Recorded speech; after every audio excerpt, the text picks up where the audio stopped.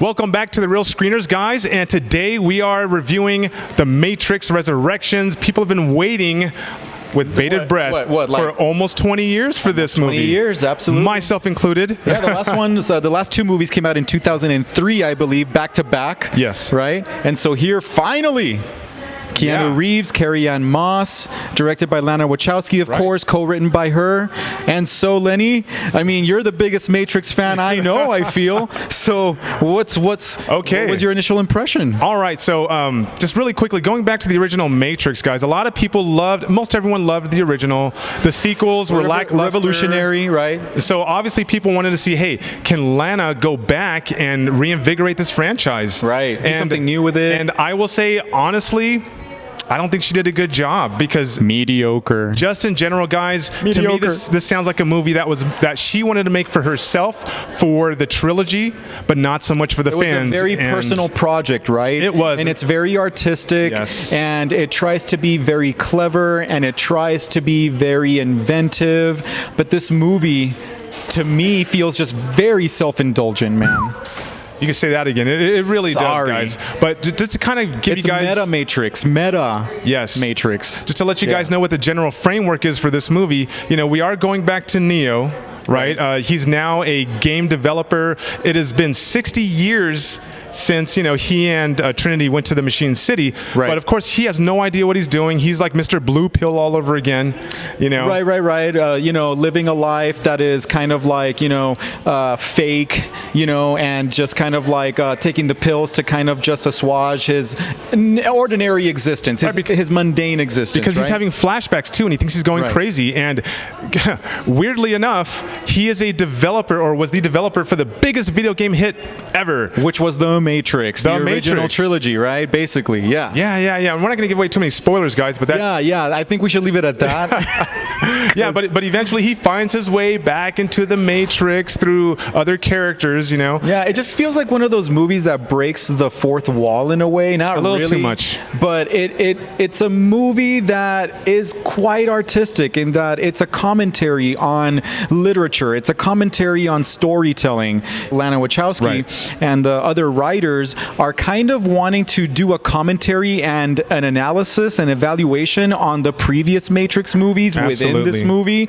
So it's a commentary on storytelling. It's a commentary on archetypes. It's a commentary on mythology. And like you said earlier, this movie also, you know, very astutely plays makes fun of Hollywood and how Hollywood recycles material, and they kind of redo movies and redo stories, you know. They lean too much on the nostalgia, guys. Exactly. They just kind of do some cookie cutter structures here. And that way it was clever, but it was almost too much in your face. It makes fun of itself too. It makes fun of how the previous Matrix movies, you know, you can have so many different interpretations of them, whether it's an analysis on religion, whether it's a commentary on mythology, whether it's a commentary on gender, and it goes all these different directions. In all these different directions, the movie makes commentaries on that as well. So the movie feels just too...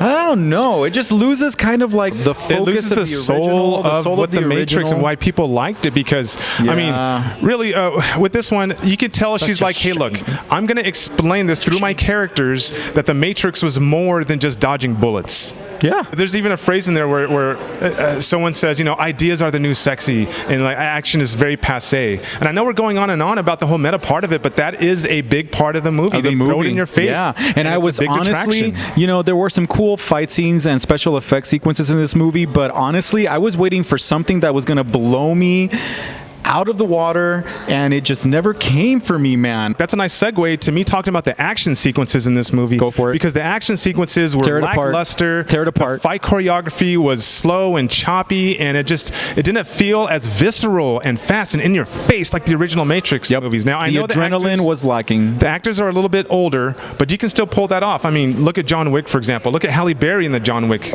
as well.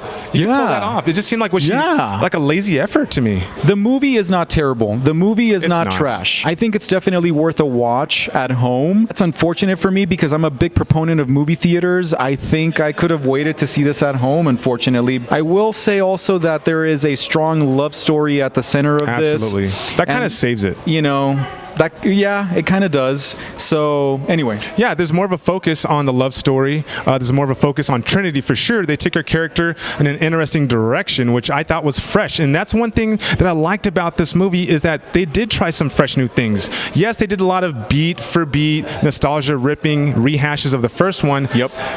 But some of those were done in a fresh way, and I see where the director's going. Hey, look, let's focus on the characters, but yet I can understand, right? You have the Warner Brothers, right, wanting to do their thing, like, hey, look, let's not piss off the loyalists and let's kind of go back to the original Matrix. But she's trying to do her vision, but it was too much jam-packed. This movie lost its identity. I could go on and on. Let's get to our real ratings right now.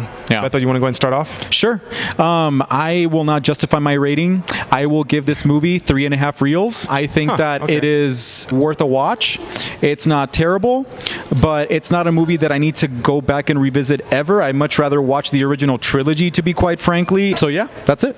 Okay. That's all I have. Well, I'm actually going to go half a reel lower. I'm going to go 3 reels, and that's because I'm very critical. Oh, when it comes to the wow. Matrix. I love the Matrix. Oh, you're going none territory. Yeah, well, close. None was 2.5. Oh, yeah, that's right. I'm giving it 3.0 reels, guys, because I kind of felt like it lost some of the trademark impact that the Matrix is known for, And I feel like if this doesn't build out into a trilogy, then this movie is going to be a failure because of where they're taking the characters, because of where they're taking the story. It feels like a setup movie to me. So anyway, there you go. 3 reels for me, 3.5 for him, guys. That's our review of The Matrix Resurrections, guys. Let us know in the comments down below what you think. I can imagine this movie might be polarizing, so let us know if we're way off or if you agree with us. Yes, and also don't forget to look us up on social media. As always, we're on Facebook and TikTok at Real Screeners, Instagram real.screeners. We would love for you to subscribe to our channel if you enjoy our content. Please give us some good feedback. We're always looking for growth and learning new ways to improve our content, guys. And don't forget to tune in next time for our next Real Take on Movies.